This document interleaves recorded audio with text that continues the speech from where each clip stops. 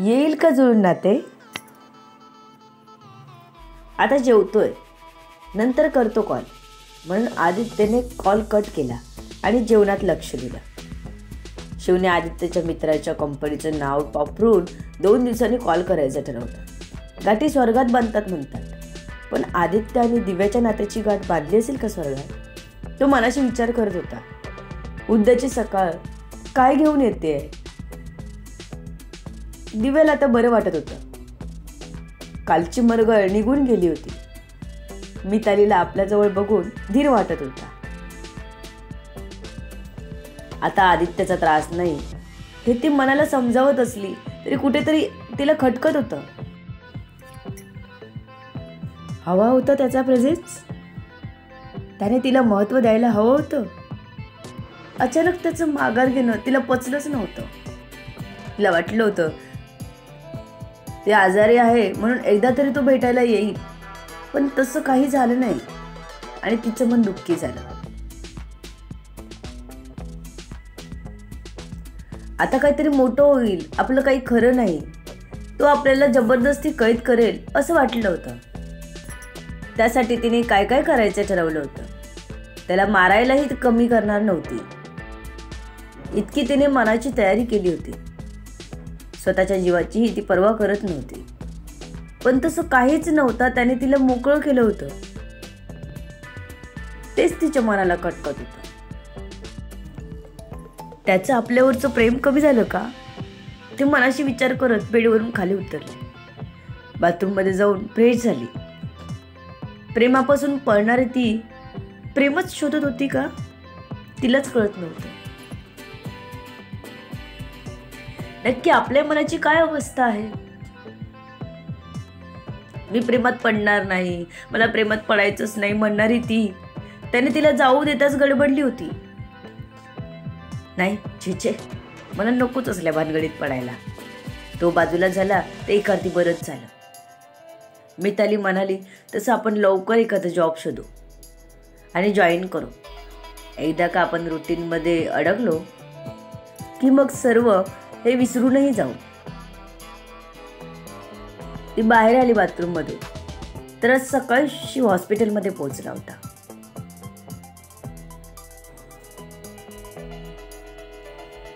शिवला बघून नकळत तिची नजर त्याच्या मागे गेली. ती शोधत होती कोणाला तरी, पण कोणीच नव्हतं. नाराज झाली ती. का यायला हवा होता तो? का नजर शोधत होती त्याला? शिवने मागे पाहिलं तर कोणी नव्हतं.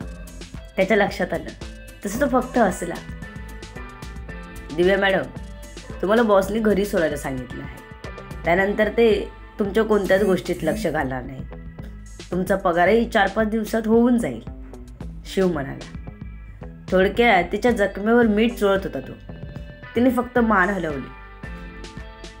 मितालीही उठली होती. पटकन फ्रेश होऊन तीही तिथे आली. मॅडम, मी डॉक्टरांशी बोलून येतो, शिव म्हणाला. त्याने सर्व फॉर्मॅलिटीज पूर्ण केल्या आणि तो दोघींकडे आला. मॅडम चला निघायचं, शिवने विचारलं. दिव्याने फक्त ओंकार भरला. मिताली आणि ती शांतपणे शिवच्या मागून चालू लागल्या.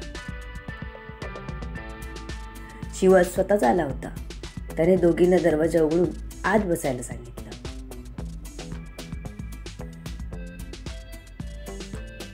दोघींना शिवने त्यांच्या घरी सोडलं आणि तो ऑफिसला जायला निघाला.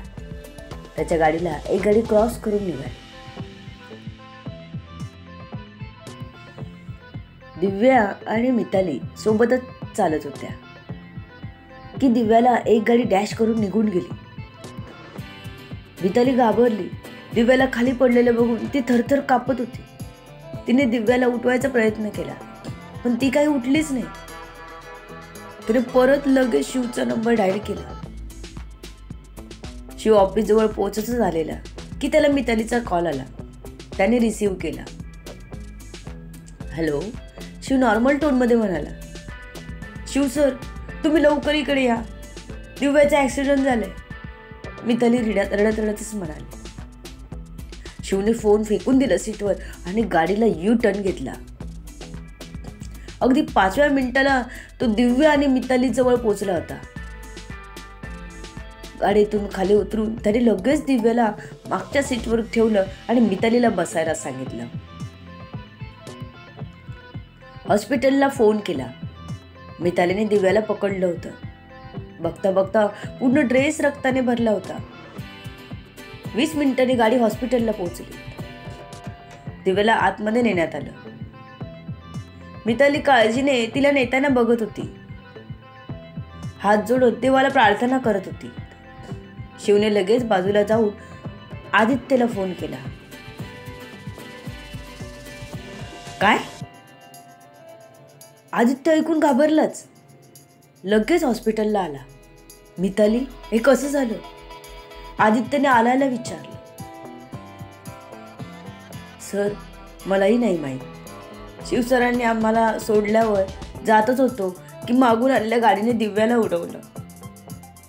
जोरात नाही उडवलं तरी लागलं आहे तिला. ती पडली खाली, ती उठलीच नाही. मग मी शिवसरांना फोन केला. त्यांनी आम्हाला नुकतंच सोडलं होतं. ते जवळच असतील माहीत होतं मला, मितालीने आदित्यला सांगितलं. ठीक आहे, मी डॉक्टरांशी बोलून घेतो. त्यानंतर हे कोणी केलं ते बघू, बोलून आदित्य डॉक्टरांना भेटायला गेला. दिव्याच्या ब्लड टेस्ट करायला दिल्या होत्या डॉक्टरांनी. डोक्याला लागलं होतं, त्यामुळे इतर टेस्ट करायला वेळ लागणार होता. आदित्य डॉक्टरांशी बोलला. टेस्टचे रिपोर्ट आल्याशिवाय आपल्याला काहीच करणार नाही. सध्या त्यांचं ब्लिडिंग थांबवले. इंटरनल ब्लिडिंग होत असेल तर ते रिपोर्टमध्ये कळेल आपल्याला, डॉक्टर बोलले. तसं आदित्यला धडधडलं. खूप फास्ट ट्रीटमेंट सुरू झाली होती. आदित्य पुन्हा मिताली आणि शिवजवळ आला. आदित्यला तिथे बघून मितालीला आश्चर्य वाटलं होतं. सर, पण तुम्हाला कसं कळलं? मितालीने विचारलं. मी बॉसला फोन करून बोलवले. बॉसच्या ओळखीमुळेच आपण लगेच दिव्या मॅडमना ऍडमिट करू शकलो, शिवने सांगितलं.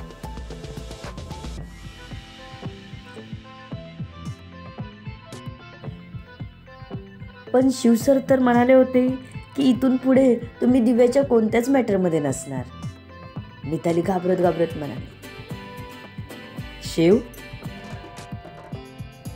आदित्यने शिवकडे बोया उंचावून विचारलं. सर, ते दिव्या मॅडमना खात्री व्हावी यासाठी. मी सकाळी आलो तेव्हा तुम्हाला माझ्या मागे बघत होत्या. त्यांना वाटलं तुम्ही याल, शिवने सांगितलं.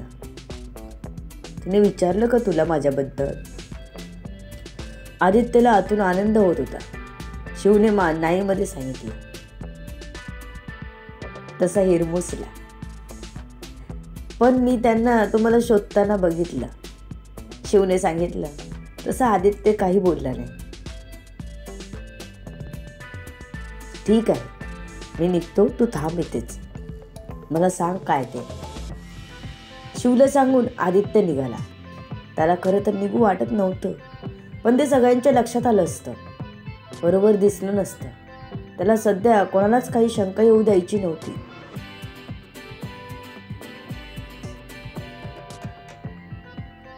तो निघाला तरी पूर्ण लक्ष त्याच्या हॉस्पिटलमध्येच होता.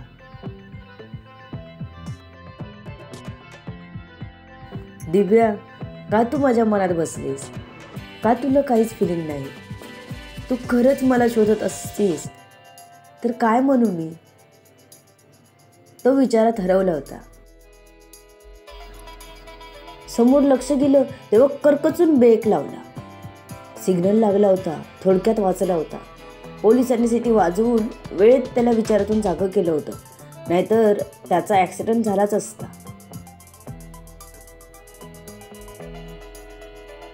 तो शिवचा फोन झाल्यावर स्वतःच ड्राईव्ह करत आला होता. त्याचे डॅड तर त्याला ड्राईव्ह करायला नकोच सांगतात, पण आज त्याने तिच्यासाठी ड्राईव्ह केलं होतं. इतकं प्रेम कोण करू शकतं? समोरचं नाकारतंय.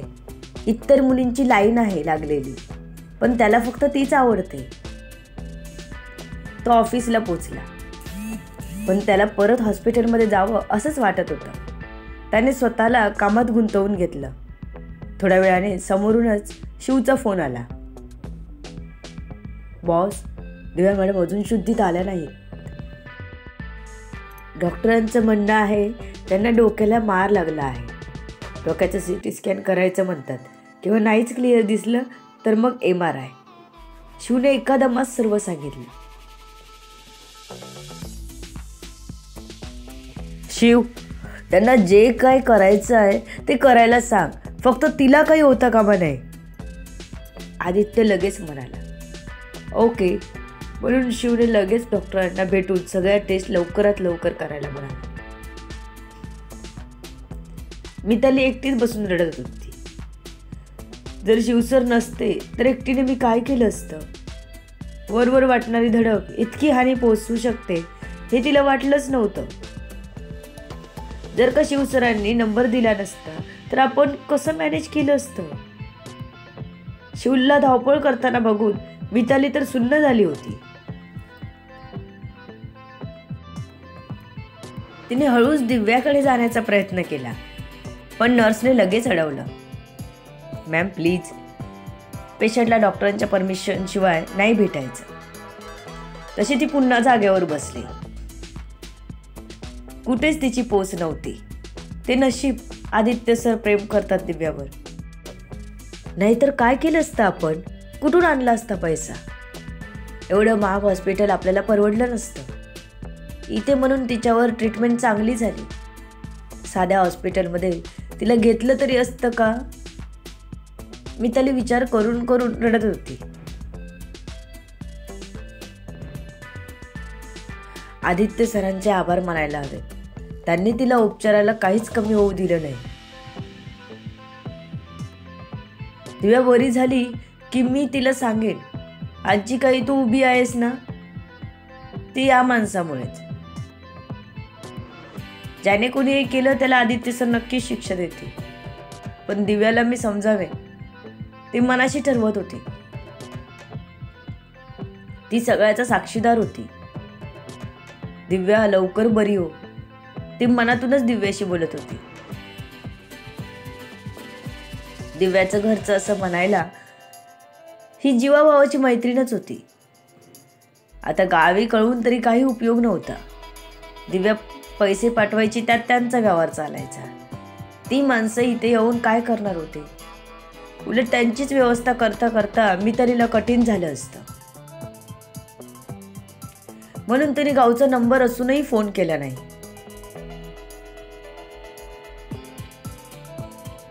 दिव्याला बरं वाटलं की तिलाच फोन करायला सांगणार होती. दुपार झाली तरी दिव्या शुद्धीत आली नाही. डॉक्टरांसहित सर्वांची चिंता वाढली होती. शिव थोडा वेळ कंपनीत जाऊन आला. मितालीने काहीच खाल्लं नव्हतं. तिला खायला घेऊन आला. शिव सोबत आदित्यही आला. तिला ICUत बघून डोळ्यात पाणी आलं त्याच्या. धीट होता. अगदी लोकांना समोर मारताना बघितलं होतं त्याने. इव्हन मरताना बघितलं होतं त्याने. तेव्हा कधीच त्याला काही वाटलं नाही. पण तिला असं बघून डोळ्यातून पाणी गालावर आलं. शिवने आदित्यच्या खांद्यावर हात ठेवला. बॉस, तुम्ही तिकडे चला. डॉक्टर रिपोर्ट आले म्हणाले आहेत, ते बघून घेऊ. दोघंही आत गेले. मितालीला काही सांगितलं नाही. डॉक्टरांनी रिपोर्ट बघून सिच्युएशन समजावली. इंटरनल ब्लिडिंग झाल्याने अर्जंट ऑपरेशन करणं गरजेचं आहे. सर, तुम्ही सिग्नेचर करून पेपर सबमिट करा. तोपर्यंत OT तयार ठेवतो. डॉक्टरांच्या ऑर्डरवर अवघ्या 5 मिनिटात OT तयार झाली. दिव्याला OTत घेतलं गेलं. तिला OTत नेताना बघितलं तशी मिताली धावली. शिवने तिला पटकन हाताला धरून थांबवलं. मिताली, तिला ऑपरेशनची गरज आहे. तिला OTत नेत आहे. घाबरू नकोस, होईल सगळं ठीक. शिव तिला धीर देत म्हणाला. सकाळपासून रडून बिचारीचे डोळे सुजले होते. स्वतःपेक्षा जास्त जीव तिचा दिव्यावर होता. तिला त्रास झाला की मितालीलाही व्हायचा. आताही रडायची थांबली नव्हती. शिवने जबरदस्ती खायला दिलं म्हणून खाल्लं तरी होतं. ती ओटीच्या समोर बसून लाईट बघत होती. कधी बंद होते आणि दिव्या कधी एकदा सुखरूप बाहेर येते. दिव्याला ऑपरेशनला घेतलं तेव्हा डॉक्टरांना खूप क्रिटिकल कंडिशन दिसली. वेन्समधून ब्लिडिंग होऊन मेंदूवर दाब आला होता. लवकर ऑपरेशन झालं नसतं तर मेंदू डॅमेज झाला असता. डॉक्टरांनी ऑपरेशन पूर्ण केलं. जवळजवळ 3 तासाने ऑपरेशन थिएटरची लाईट बंद झाली आणि डॉक्टर बाहेर आले. आदित्य आणि शिव एकत्रच डॉक्टरांशी बोलायला गेले. मिताली मागून गेली कारण तिला नेमकं काहीच माहीत नव्हतं. आदित्यला आणि शिवला डॉक्टरांनी थोडीफार कल्पना दिली होती.